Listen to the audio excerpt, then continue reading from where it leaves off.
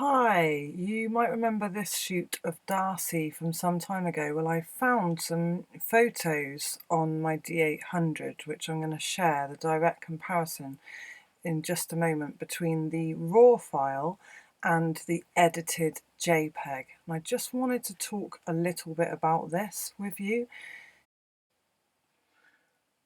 So, I love black and white when shooting in the forest, because as you can see you get a lot of green tones in the forest on the skin, which can look really horrible, and black and white is just such a beautiful quick fix for that.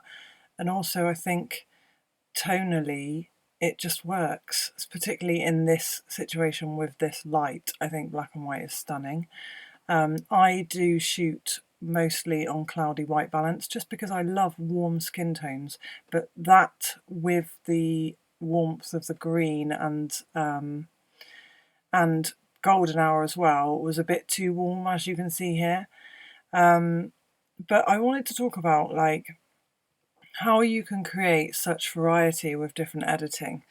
So obviously here I just toned down the greens and the skin tones again. These are all in Lightroom.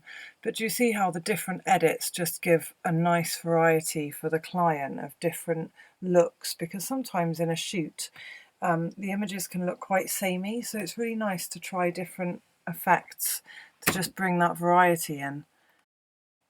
I really like this kind of darker filter on Lightroom, how it brings in a bit of mystery. It's quite that darkness. I just really like it in this shot, and I love what it does to Darcy's makeup with like the dark eyes. This was really interesting because I really didn't want to crop out that beautiful shadow of the leaves above Darcy's head, between the top of her head and the top of the photo, with that little circle of sunlight on the tree. But obviously it's too top heavy there with all of that space above her head, so I did crop it out, and just again went for black and white for this shot. I don't know if you guys find this with Lightroom. If you use Lightroom, when you export it, they are always, the JPEGs end up grainier than what they look like in Lightroom. So I have to actually allow for that when I edit in Lightroom. I have to denoise a little bit more than I would usually, because they do come out a little bit more grainy. So I always export to 100% full-size quality JPEG when I export from Lightroom, to avoid the image compression as much as possible. But I have noticed this noise. Have you guys noticed this?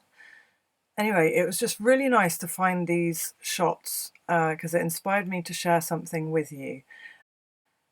I have actually also found some other footage that I'm going to share with you guys soon, and also something. Do you remember on the last video I said maybe I'll be doing another video because God will send me a dove, and I was kind of messing around? Well, something did happen that actually inspired a photo shoot. It's not what you might think happened, so it's yeah, a bit of a story with that one to share. You won't believe it, guys. Anyway, it's all to come, so I will see you very soon. Take care, guys. Bye.